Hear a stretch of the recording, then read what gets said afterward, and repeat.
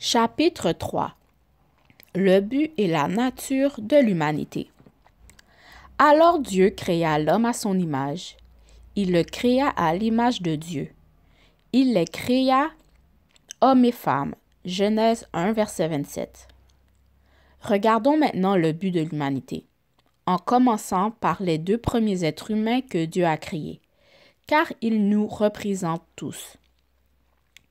Lorsque Dieu a créé l'humanité, il avait deux objectifs principaux en tête, la relation et la vocation. Le premier objectif est la raison personnelle de Dieu pour nous avoir créés, une relation avec lui-même. Le second est sa raison fonctionnelle, le travail de vie qu'il nous a conçu pour accomplir sur la terre. La création de l'homme. Le livre de la Genèse nous parle de l'origine de l'humanité. Genèse 1 est un chapitre de déclaration. Il déclare ce que Dieu a fait lors de la création.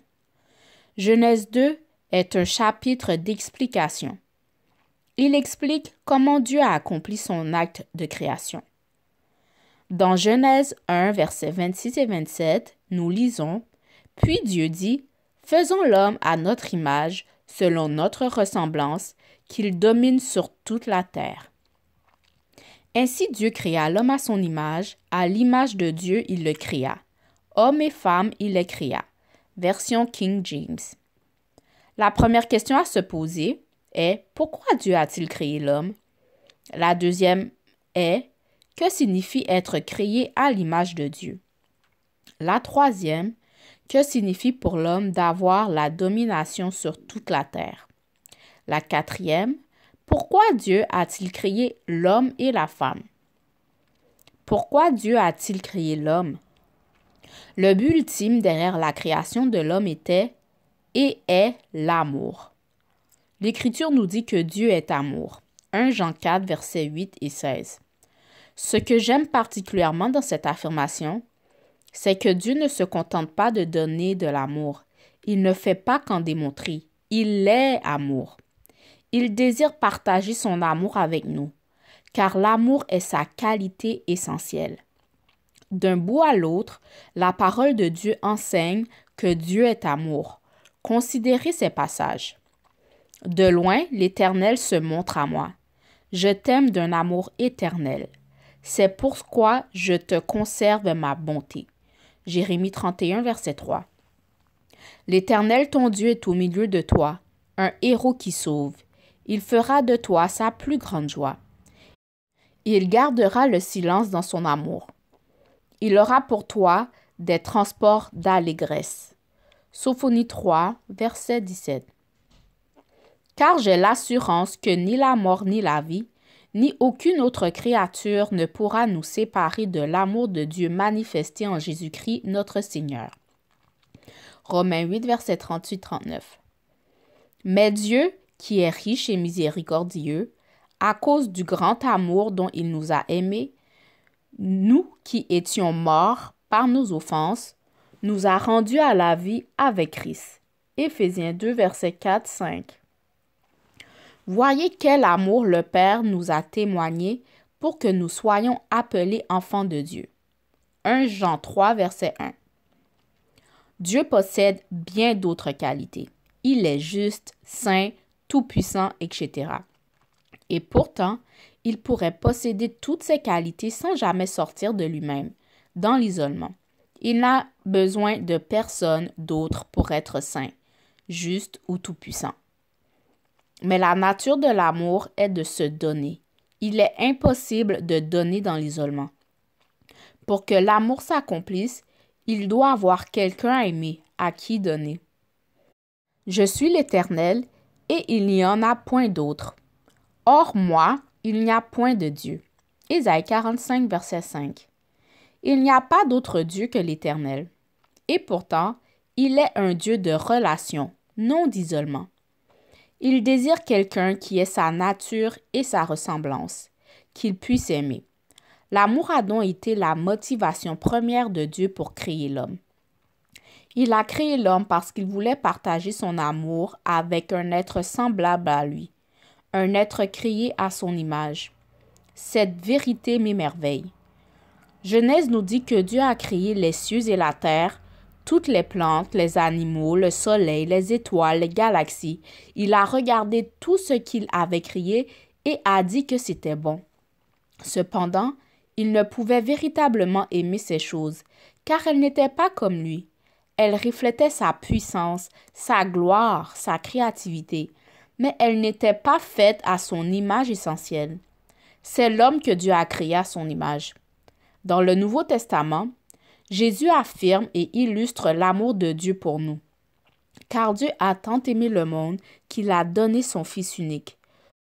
Jean 3, verset 16, version King James. Il a donné parce qu'il aimait. On ne peut aimer sans donner. Quand on aime, on donne, c'est automatique. Mais pour que le don d'amour soit véritablement accompli, le récepteur doit être semblable au donneur. Autrement, l'amour n'est pas complet. On ne peut donner de manière signifiante à quelque chose qui ne nous ressemble pas, car cela ne pourra recevoir le don de manière à satisfaire pleinement le donateur. Le don n'est complet que lorsque le receveur et le donateur sont semblables. Dieu désirait un amour partagé, non un amour à sens unique. Il a regardé ce qu'il avait créé, et voici l'homme, un magnifique duplicata de lui-même. Voici quelqu'un pour recevoir son amour. Cette relation d'amour était la raison première pour laquelle Dieu a créé l'homme. Ce n'est pas une idée abstraite.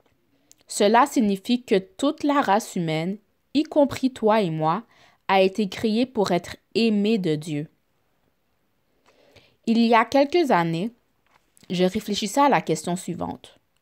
Pourquoi, lorsque l'humanité a rejeté les voies de Dieu, Dieu n'a-t-il pas recommencé en créant une nouvelle race humaine? La réponse est que Dieu n'est pas un infidèle. Son amour est pur et inconditionnel. Il ne dépend pas des actions de celui qui le reçoit. Par conséquent, lorsque nous offrons nos vies à Dieu, ce ne doit pas être parce que nous croyons qu'il a simplement pitié de nous. Nous devons aller vers Dieu, car en réponse à un amour aussi inconditionnel, nous ne pouvons aimer personne d'autre comme nous aimons Dieu. Dieu et l'humanité ont été faits l'un pour l'autre. Peu importe qui d'autre vous aimez, vous ne serez jamais pleinement satisfait tant que vous n'aimerez pas Dieu. Peu importe le nombre de relations que vous avez ou les cadeaux que vous offrez aux autres, au final, vous serez encore seul. Pourquoi? Parce que la personne que vous avez été créée pour aimer par-dessus tout, Dieu, n'a pas la place qu'il doit avoir dans votre vie. Vous avez été créé pour aimer Dieu. Votre amour a été conçu pour être comblé en lui. Qu'est-ce que cela signifie d'être créé à l'image de Dieu? Quelle est cette image de Dieu à laquelle nous avons été créés? Lorsque Dieu dit « Faisons l'homme à notre image, à notre ressemblance » Genèse 1, 26, il disait en réalité « Faisons quelqu'un à aimer et appelons-le homme ». Puisque nous voulons que l'homme soit l'objet de notre amour, nous allons le faire à notre image et à notre ressemblance. Cette création sera semblable à nous. Ainsi, lorsque Dieu a fait l'homme, il a essentiellement tiré de lui-même afin que l'essence de l'homme soit semblable à la sienne. De cette manière, le receveur pouvait être comme le donneur et pouvait réciproquer l'amour. Dieu a créé l'homme à partir de sa propre essence. Puisque Dieu est esprit, Jean 4, verset 24, il a créé l'homme en tant qu'esprit. C'est un aspect essentiel de la création auquel nous reviendrons.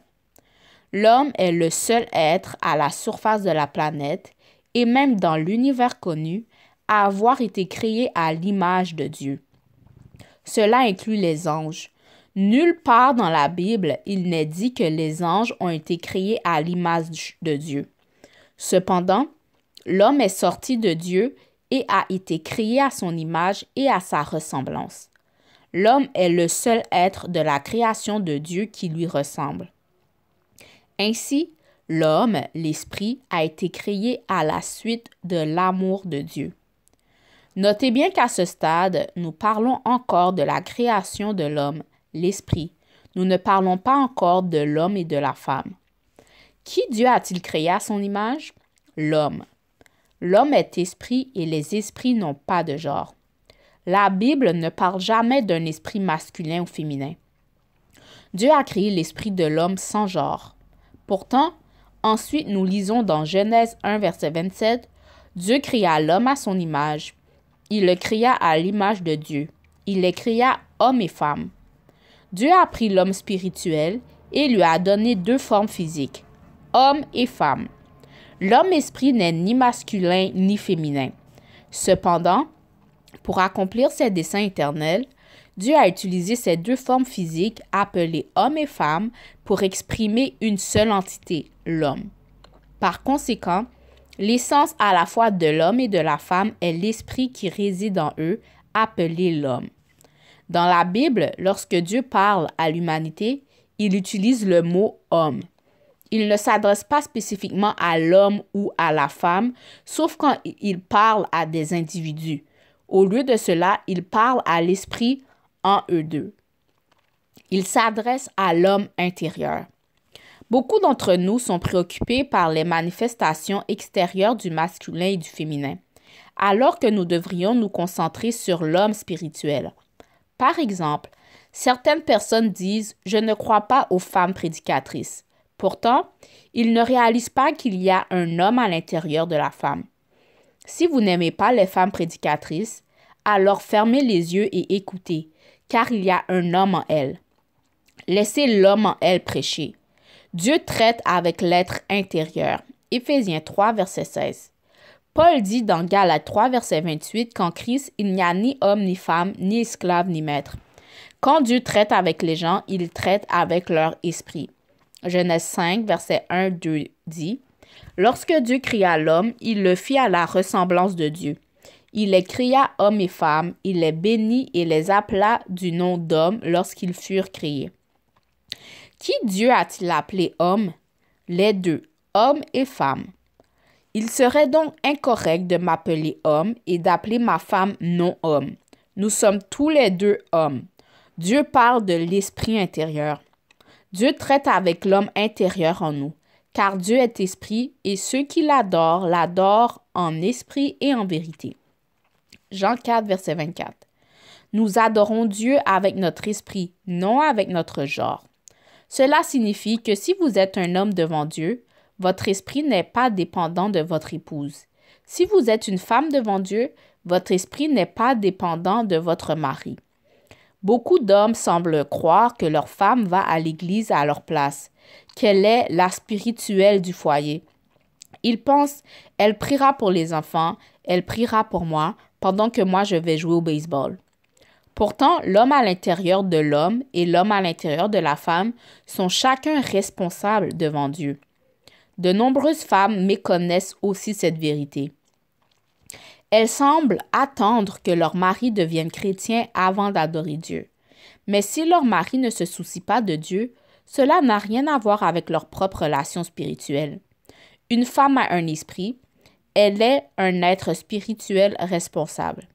Même si son mari choisit de vivre dans le mal et d'être une abomination aux yeux de Dieu, elle doit adorer le Seigneur quand même. Dieu ne lui dira pas « Puisque ton mari ne m'a pas adoré, c'est correct que toi non plus. » La Bible dit que chacun devra se tenir seul devant Dieu. Romains 14, verset 10. Dieu va traiter avec nous d'esprit à esprit. Ainsi, spirituellement parlant, Dieu ne s'intéresse pas à votre sexe. Ce qui l'importe, c'est l'homme spirituel. Votre relation avec Dieu ne dépend pas de votre genre. Vous devez venir à Dieu par votre esprit.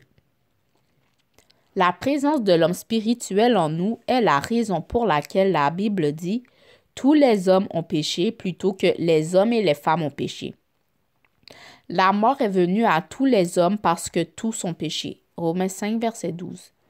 Le mot « homme » dans ce verset est traduit du mot grec « anthropos » qui signifie « être humain ». À l'exception de Jésus-Christ, tout esprit humain, de l'époque d'Adam jusqu'à aujourd'hui, a péché, qu'il soit masculin ou féminin. Vous êtes-vous déjà demandé pourquoi lorsqu'une femme devient chrétienne, Dieu ne sauve pas toujours son mari en même temps? La raison est que c'est un être spirituel totalement distinct.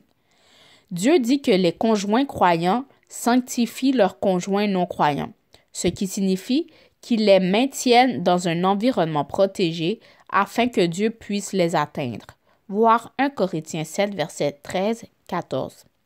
Cependant, ces conjoints doivent quand même aller à Dieu de leur propre gré. La personne qui vit en vous, le vrai vous, est l'homme spirituel. Peu importe ce que les autres font, vous êtes personnellement responsable de votre relation avec Dieu. Le fait que le même esprit de l'homme réside à la fois dans le féminin et dans le masculin a été largement oublié par l'humanité, au point que les hommes et les femmes finissent par se battre pour la suprématie, comme si l'un devait prouver sa supériorité sur l'autre. Pourtant, aucun des deux n'est supérieur, car ils sont de la même essence malgré leurs différences. Que signifie pour l'homme d'avoir la domination? La raison personnelle pour laquelle Dieu a créé l'humanité était donc d'établir une relation d'amour avec l'homme. Dieu a créé l'homme, l'homme spirituel, à son image, afin que l'amour puisse être donné et reçu librement entre le Créateur et sa créature. Mais Dieu a aussi créé l'homme pour une vocation, pour accomplir ses desseins sur la terre. Quelle est la nature centrale de cette vocation? Puis Dieu dit, « Faisons l'homme à notre image, selon notre ressemblance, qu'il domine. » Genèse 1, verset 26, version New King James. Qu'il domine sur les poissons de la terre, sur les oiseaux du ciel, sur le bétail, sur toute la terre et sous tous les reptiles qui rampent sur la terre. Dieu créa l'homme à son image, il le créa à l'image de Dieu, il les créa hommes et femmes. Dieu les bénit et Dieu leur dit, « Soyez féconds, multipliez-vous, remplissez la terre et soumettez-la. Dominez sur les poissons de la mer, sur les oiseaux du ciel et sur tout animal qui se meut sur la terre. » Genèse 1, verset 26-28. L'homme a été créé pour avoir la domination sur la terre, pour la gouverner. Gardons à l'esprit que le mot « homme » dans Genèse 1, verset 26 désigne l'espèce que Dieu a créée, l'être spirituel appelé homme.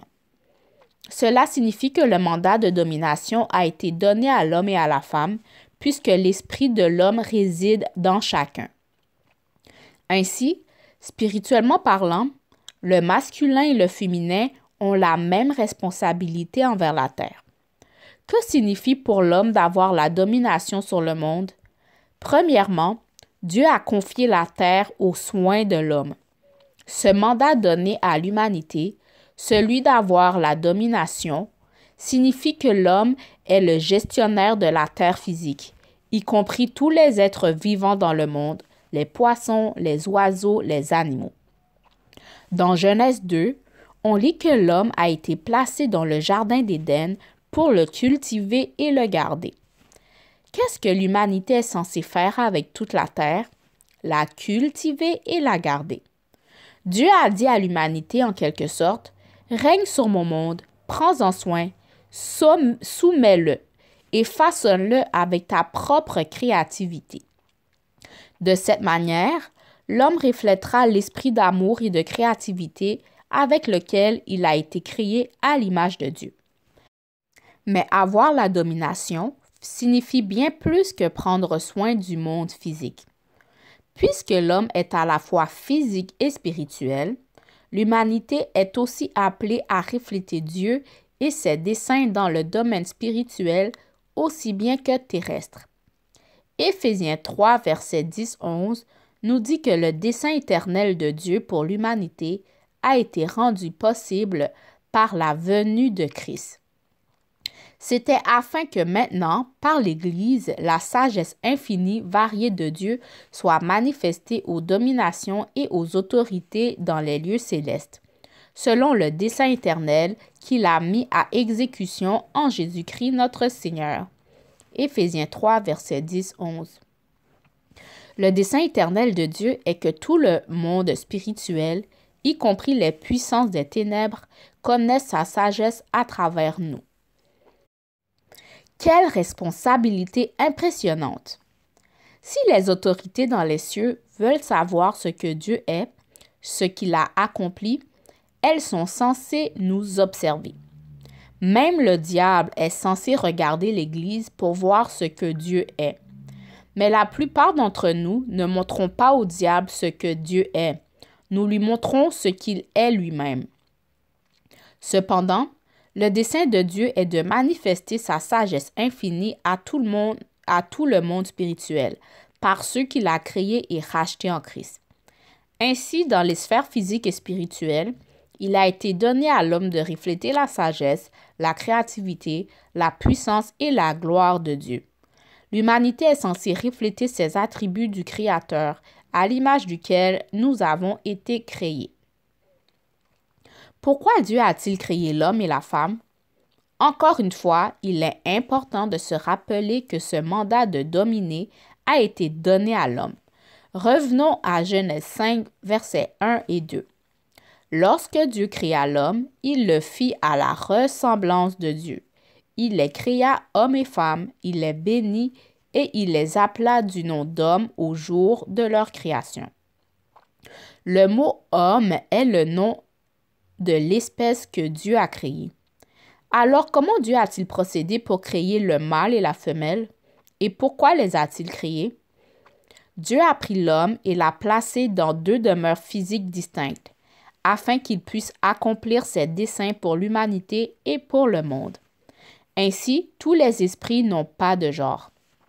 Ce sont les corps physiques dans lesquels ils résident qui en ont. La première demeure que Dieu a créée fut le mâle. La seconde demeure que Dieu a créée fut la femelle. Genèse 1, verset 26-27 laisse entendre que le processus par lequel Dieu a créé l'homme en tant qu'être spirituel était différent de celui par lequel il forma les corps du mâle et de la femelle. On peut concevoir la distinction ainsi. Dieu créa l'homme, mais il forma le mâle et la femelle. Le mot « faire » au verset 26, « faisons l'homme » et le mot « créer » au verset 27, « Dieu créa l'homme » sont deux mots hébreux différents. Le mot « faire » est « asa » qui signifie « former à partir de ce qui existe déjà ». Le mot « créer » est « bara » qui signifie « former à partir de rien ». Ces versets indiquent que Dieu a créé l'homme spirituel à son image, mais qu'il a aussi formé l'homme avec un corps physique. Dieu a utilisé ces deux termes pour exprimer comment il a amené le premier être humain à l'existence. En effet, il disait « Je vais le créer à partir de rien et je vais le faire à partir de quelque chose ». Dieu a créé l'aspect spirituel de l'être humain à partir de sa propre essence et non de quelque chose appartenant au monde physique. L'esprit du premier être humain n'a pas été créé à partir de matière. Il est issu de l'Esprit de Dieu. Dieu a créé la nature essentielle de l'homme pour qu'elle soit spirituelle, tout comme lui-même est esprit. Jean 4, verset 24. Dieu parla à l'esprit de l'homme à l'existence de la même manière qu'il dit que la lumière soit, et la lumière fut. Genèse 1, verset 3. Mais lorsque Dieu forma les corps physiques du mâle et de la femelle, il utilisa de la matière issue du monde physique qu'il avait déjà créé. La création du mâle. Lorsque Dieu donna à l'homme spirituel la domination sur la terre physique, il lui donna un corps physique afin qu'il puisse vivre, agir dans le monde et le gouverner. L'Éternel Dieu forma l'homme de la poussière de la terre. Il souffla dans ses narines un souffle de vie, et l'homme devint un être vivant. Genèse 2, verset 7. Dieu forma une demeure à partir de la poussière du sol. Cette demeure fut le mâle. Puis Dieu plaça l'homme spirituel dans le mâle. Ainsi, une partie du mâle fut créée à partir de l'Esprit de Dieu. Et l'autre partie fut façonnée à partir de la poussière du sol. Dieu prit ce qu'il avait créé, l'homme spirituel, et le plaça dans ce qu'il avait formé, le corps de l'homme. Il plaça ensuite le mâle dans le jardin d'Éden, afin que l'homme puisse gouverner ce que Dieu avait déjà créé, la terre, à traverser ce que Dieu avait formé, l'homme.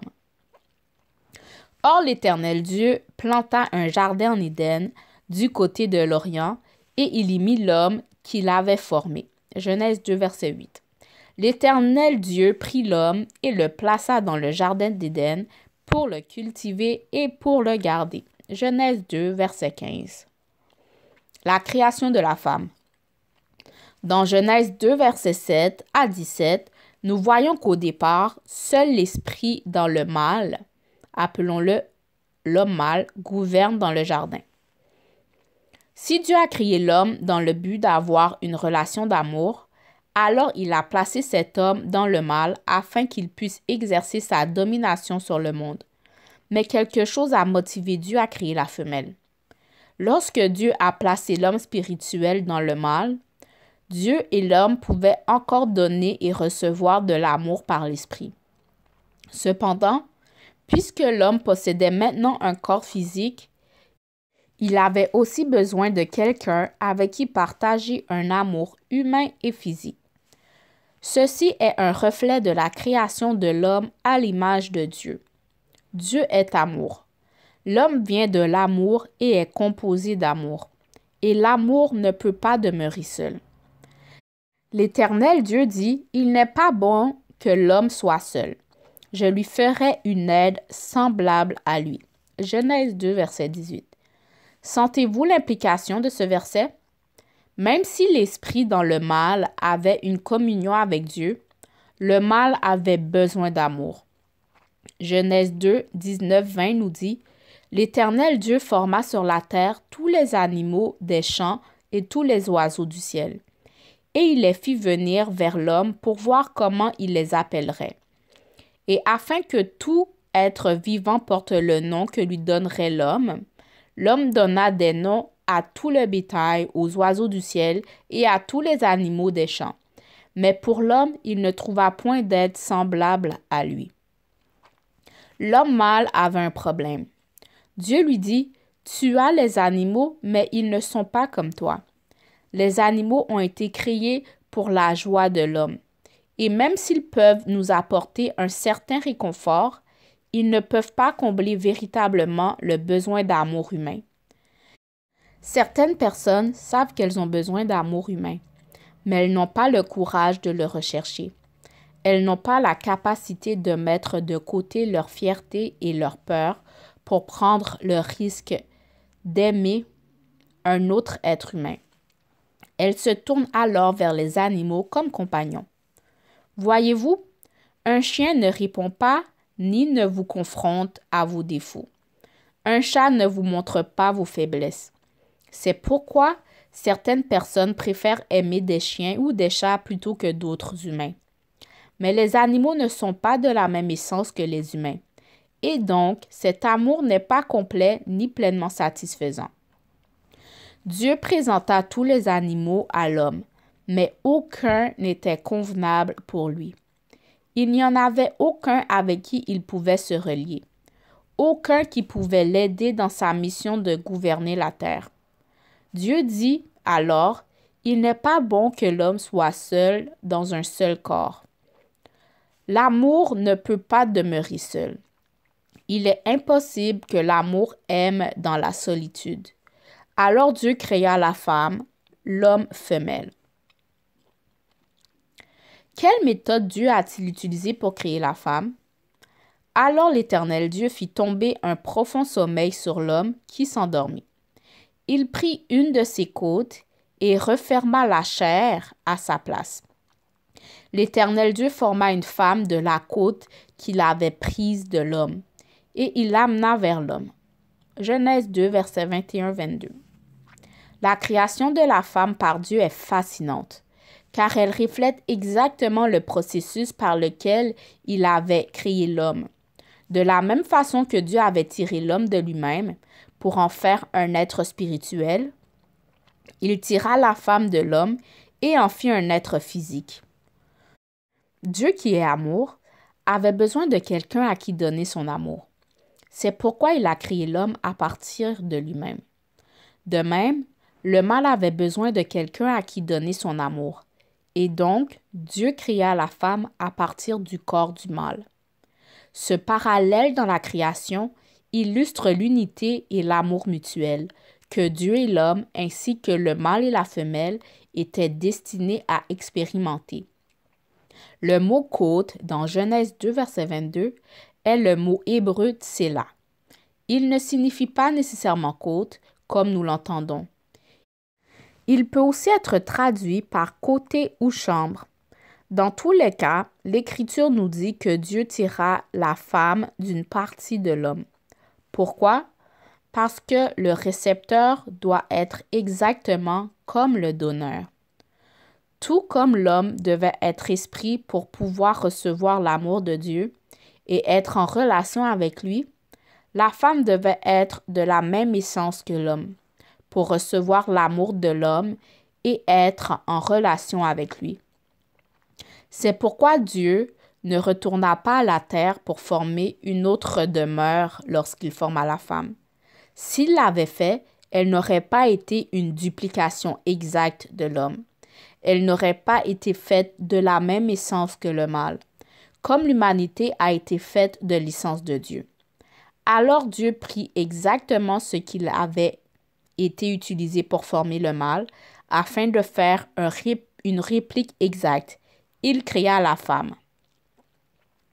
Bien que les mâles et les femelles soient de la même essence, Dieu les forma par des méthodes différentes. La Bible dit que l'homme fut formé de la poussière de la terre. Genèse 2, verset 7. Le mot hébreu pour former est yatsar, ce qui signifie mouler, comme un potier moule l'argile.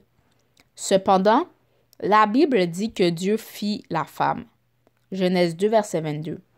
Le mot hébreu pour fit est bana, ce qui signifie construire ou architecturer. Lorsque Paul dit dans 1 Corinthiens 11, verset 8, « L'homme n'a pas été tiré de la femme, mais la femme a été tirée de l'homme », il faisait référence à ce passage de la Genèse. Dieu a tiré la femme de l'homme et l'a bâtie. Voici comment je l'imagine. Dieu l'a construite en multipliant les cellules qu'il avait prises de l'homme, semblable à ce qui se produit dans l'utérus. Lorsqu'un ovule fécondé s'implante et qu'un nouvel être humain commence à se former. Il y avait donc une architecture magnifique dans la création de la femme. Lorsque Dieu eut fini de la façonner, elle était exactement comme l'homme. Elle lui ressemblait tellement que lorsque Dieu la présenta à l'homme, ses premiers mots furent « Voici cette fois celle qui est eau de mes eaux et chair de ma chair. On l'appellera femme parce qu'elle a été prise de l'homme. » Genèse 2, verset 23. Les paroles de l'homme sont à la fois belles et profondes. Quelque chose qui est bâti possède les mêmes composantes que le matériau dont il est issu. Ainsi, Dieu bâtit la femme à partir de la partie qu'il avait prise de l'homme, afin qu'il soit fait de la même substance exacte. Un complément parfait. La femme homme est le complément parfait de l'homme homme. Elle est homme parce qu'elle est venue de l'homme et possède un esprit. Sa demeure physique est également semblable à celle de l'homme. Elle est eau de ses eaux et chair de sa chair. Elle est identique à l'homme. Et c'est pourquoi elle peut donner et recevoir de l'amour et être en relation avec lui.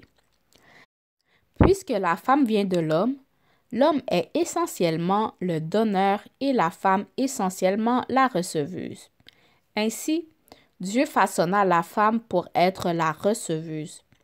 Et si vous observez attentivement la manière dont le corps féminin est conçu, vous verrez qu'elle est une receveuse de A à Z.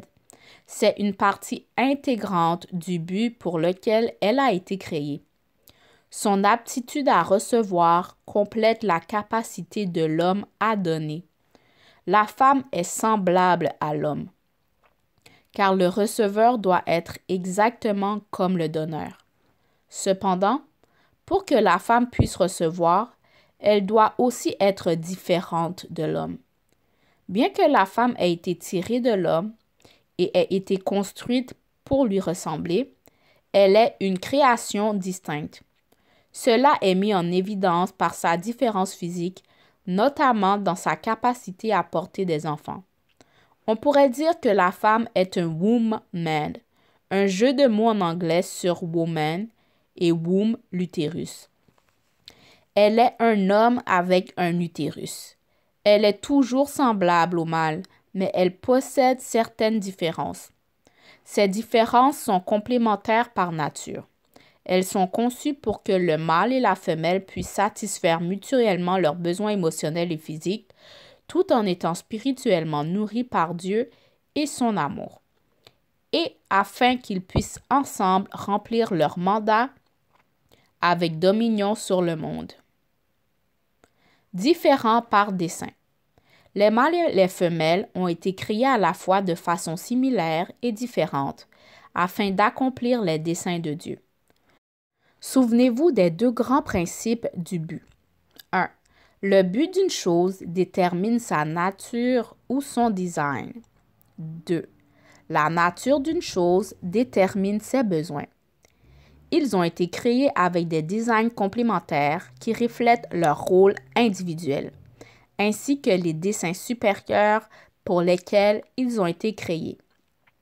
Dans le prochain chapitre, nous examinerons les implications de leur rôle complémentaire et découvrirons ce qui a rompu leur parfaite symétrie. Principe 1. Dieu a créé l'homme pour la relation et la vocation. Dieu. L'homme a été créé pour être aimé de Dieu. 3. L'homme a été créé comme esprit. 4. L'homme a été créé pour avoir la domination sur le monde. 5. L'homme a été créé dans deux demeures physiques, le mâle et la femelle. 6. Le mâle est essentiellement un donneur et la femelle est essentiellement une receveuse. 7. Le mâle a été créé pour donner de l'amour et la femelle pour recevoir de l'amour. 8. Les hommes et les femmes sont de la même essence, mais ont des designs différents. 9. Les hommes et les femmes ont des designs complémentaires afin d'accomplir leurs desseins respectifs. Conclusion. Dieu a créé l'humanité pour une relation d'amour avec lui et pour la vocation d'exercer la dominion sur la terre et de refléter la nature et les desseins de Dieu dans le domaine spirituel. Le mâle et la femelle ont été créés afin que l'humanité puisse accomplir ses responsabilités de domination dans un monde physique, tout en expérimentant les bénédictions de l'unité humaine et de l'amour. Les mâles et les femelles ont été conçus à la fois de manière similaire et différente pour accomplir les plans de Dieu. Leurs différences complémentaires reflètent leur rôle individuel et les desseins éternels pour lesquels ils ont été créés. Appliquez les principes de Dieu à votre vie. Y réfléchir. Les deux grands desseins pour lesquels vous avez été créés, la relation avec Dieu et la famille et l'exercice de la domination, sont-ils le centre de votre vie? Pourquoi ou pourquoi pas? Avez-vous permis que votre vie spirituelle dépende de celle de votre conjoint? Ou bien développez-vous une relation personnelle avec Dieu vous-même? Attendez-vous que votre mari ou votre femme devienne chrétienne avant de vous engager pleinement dans la vie chrétienne? Réfléchissez au fait que vous êtes un être spirituel individuel et que vous êtes directement responsable devant Dieu pour votre vie spirituelle. Consacrez-vous à aimer Dieu de tout votre cœur, toute votre âme, toute votre pensée et toute votre force, peu importe ce que les autres autour de vous peuvent dire ou faire. Priez à ce sujet. Demandez à Dieu de montrer comment mieux accomplir vos desseins de relation et de vocation. Écrivez ce que vous ressentez qu'il vous dit et partagez-le avec votre conjoint, partenaire ou pasteur. Demandez un soutien en prière dans ces domaines essentiels de votre vie. Vous êtes-vous vu comme un complément à votre partenaire et aux personnes du sexe opposé? Ou avez-vous l'impression que vous travaillez en opposition? Demandez à Dieu de vous aider à voir vos différences comme complémentaires et à les utiliser pour votre bénéfice mutuel et sa gloire. Agir selon la vérité de Dieu. Mémorisez deux passages bibliques qui mettent l'accent sur le rôle de domination de l'humanité, à la fois dans les domaines terrestres et spirituels. Genèse 1, versets 26 à 28, Éphésiens 3, versets 10 à 11. Méditez ces versets chaque jour jusqu'à ce qu'ils aient renouvelé votre pensée concernant votre dessein divin. Car, à travers les domaines spirituels et physiques, il a été donné à l'homme de refléter l'amour, la sagesse, la créativité, la puissance et la gloire de Dieu.